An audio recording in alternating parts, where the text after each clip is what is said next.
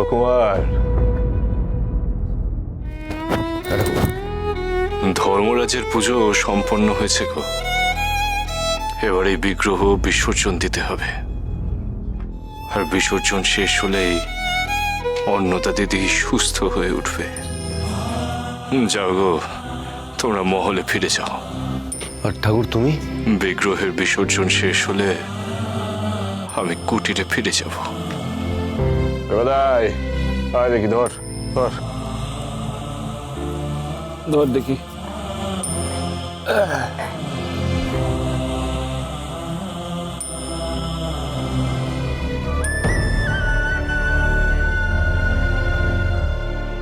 দাদা, ঠাকুর যা বলে গেল তা সত্যি হবে? কি? এই বিগ্রহ বিসর্জন দিলেই বউঠান সুস্থ হয়ে যাবে? ঠাকুর উপর ভরসা রাখ। চল বলে চল। এসো।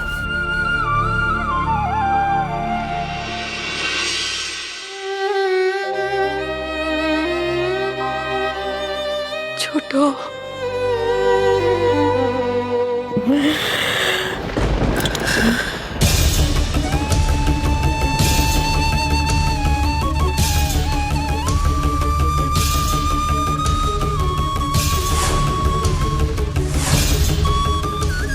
দিদি,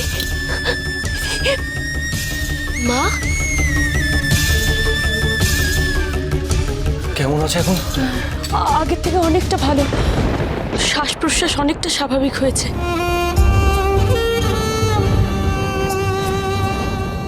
জয় মাতার, বলছিলাম যে জ্বরটা কি তাহলে একটু কমেছে?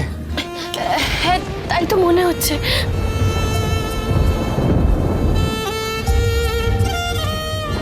জয় ধর্মরাজের জয়, জয় ধর্মরাজের জয়, জয় ধর্মরাজের জয়, জয় ধর্মরাজের জয়।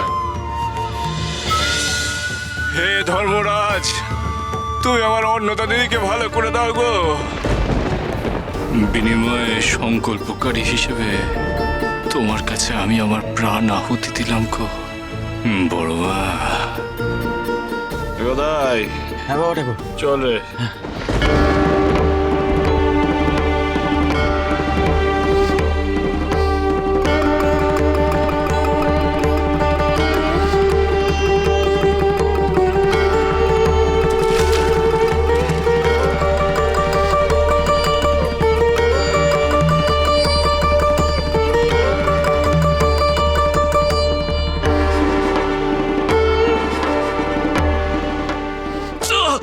বাবা ঠাকুর, ঠাকুর!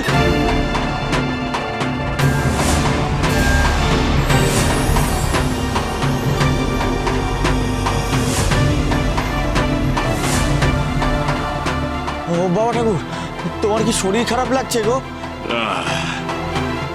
না রে বেটা, আমি ঠিকই আছি রে গদাই। আমি কুটিরে যাচ্ছি রে সারা, তোরা কেউ আমার পেছনে আসিস না। কিন্তু বাবা ঠাকুর, আমি বললাম তো সারা, তোরা কেউ আমার পেছনে আসিস না, আসিস না। সে তারা, সে তারা তারা। খেলা শুরু হয়ে গেছে। যমরাজের মূর্তি বিসর্জন দেওয়া শুরু হয়েছে। জলে যদি মূর্তি গলে যায় তাহলে তো তাহলে তো ওই অন্নদা সুন্দরী সুস্থ হয়ে উঠবে। ঠিকই, কিন্তু তারপরই তো শুরু হবে আসল খেলা। যে খেলার জন্য ক্ষেত্র প্রস্তুত করা হয়েছে।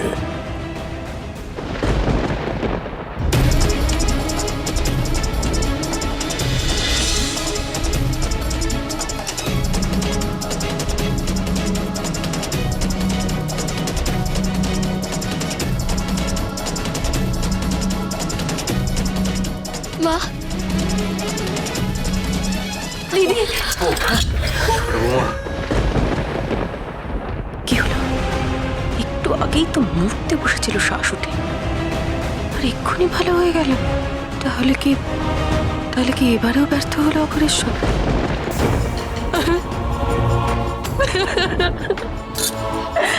ছোট রে, ছোট ছোট রে, ছোট ছোট তুই ভালো হয়ে উঠেছিস, ছোট তুই ভালো হয়ে উঠেছিস।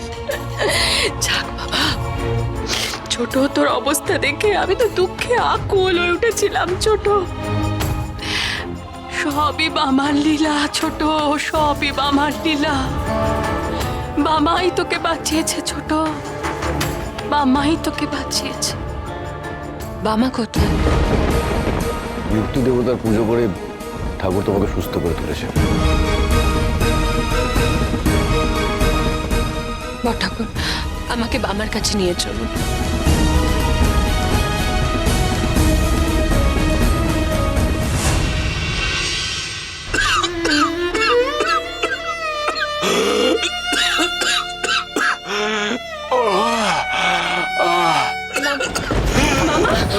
মামা, কি অবস্থা হয়েছে তোর মামা?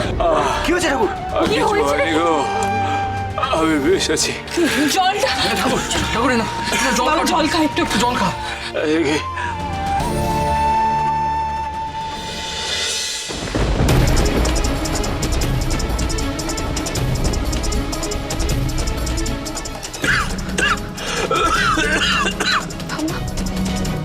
তুই তো জীবন নিষ্ঠা করে মা তারা সাধনা করে এসেছিস, আজ হঠাৎ কেন জমদেবের পুজো করে আমাকে সুস্থ করতে হলো তোকে? হ্যাঁ ঠাকুর, এর পেছনে রহস্যটা কি? হ্যাঁ ঠাকুর, ঠাকুর বলো। ওরকম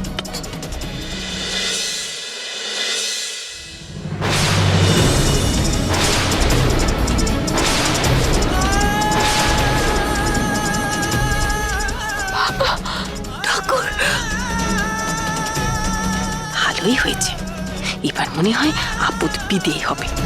মামা, কি সর্বনাশ হলো তোর মামা?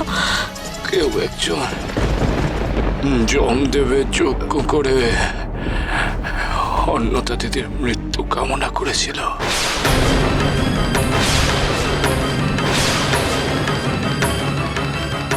আমি তাই যমদেবের পুজো করে সেই যজ্ঞ ব্যর্থ করে দিয়েছি গো। যমদেবকে তুষ্ট করে অন্নদা দিদিকে সুস্থ করে তুলেছি। এসব তুই কি বলছিস মামা? কেন আমার ক্ষতি করতে চাইবে? আমি জানি না গো অন্নদা দিদি, তবে তোমায় বাঁচাতে আমি আমার নিজের জীবন পণ করেছিলাম।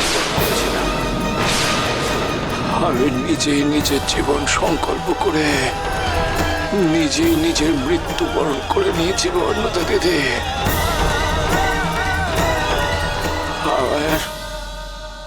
আমায় আর কেউ বাঁচাতে পারবে না, যেতে পারবে না। ঠাকুর, তুমি কি করলে ঠাকুর? কি করলে এটা তুমি? অন্নদা দিদিকে রক্ষা করা এছাড়া আর কোনো উপায় ছিল না গো আমার। এটা তুই কি করলি বাবা? আমাকে ভালো করতে গিয়ে তুই নিজের ক্ষতি করে ফেললি, নিজেকে শেষ করে ফেললি। এসবের জন্য তো ছোট নিজেই দায়ী। মাধবী, তুমি শুধু শুধু অন্নদাকে দোষ দিচ্ছ। ঠাকুর কি তাহলে আর সুস্থ হবে না? যোগেন্দ্র বাবা, আর কিছু করার নেই গো। সময় হয়ে এসেছে।